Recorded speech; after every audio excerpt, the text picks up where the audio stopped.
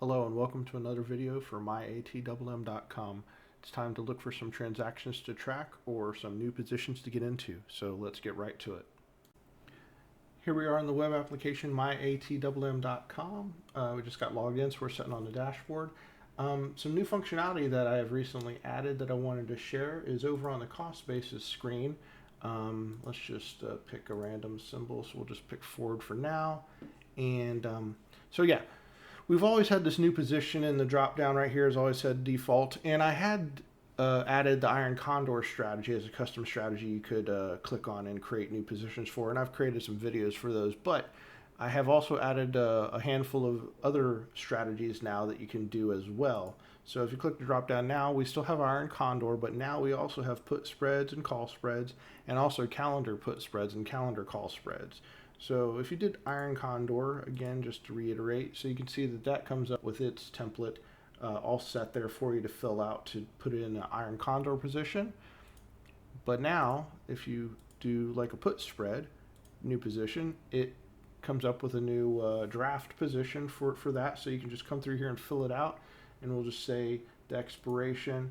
Let's go out to, let's just put it at April 8th, which... No, sorry. April 5th down here. Nothing in the past. My bad. All right. So let's just guess it strikes, and we'll just kind of guess here. It's 13, so we'll just, put in, I don't know, 13. We'll say we're getting 20 cents to buy it, and we want this at 12, so it's $100 collateral, and we're going to sell it for more, so we're going to get a credit spread. So this will be a put credit spread, so we're going to get 15. And after we click save, you'll notice it's not going to move into the puts, it's going to move into the custom strategy. So we're going to go ahead and click save here, and that moved out of there and moved into custom strategy. So now you can see it here. And the funny thing about it is right now it's showing overall 0. So it's like showing that it's saying you got a net credit of 15, but it's not showing that you got anything. The reason why is because we haven't actually added the transactions. They've only been added in the proposed, but we haven't added it to the permanent transaction history. So just for demonstration, I'm going to go ahead and move that down, click save. And you'll notice as soon as I moved one of them down, it updated this, see? But we need to account for the other one. So let's go ahead and move that down, click save, and you'll notice this 34 is going to change. And it did. So, and it's also counting for the commissions and fees, as you'll notice. So you can tell this is put credit spread. Here's the strikes and expiration. Days to expiration is 5. We received a 15 net credit. The collateral that we have in play is 100.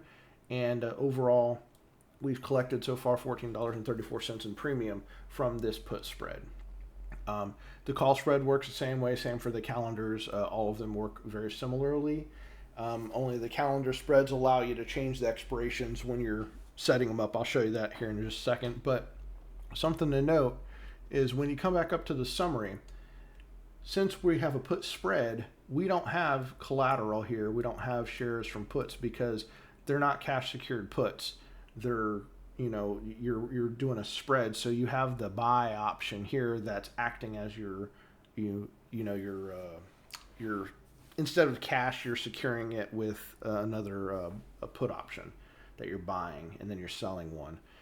So those won't be represented here, and it won't adjust cost basis or anything like that because those are just option plays that you're making, and you'll either lose money or you'll make money. And all right, so I got that set out. I want to show you the call spread again. It's the same thing as put, only it says call instead, but it allows you to adjust this stuff. And the expiration, you'll notice, is set once. So this one expiration is applicable to both of these options.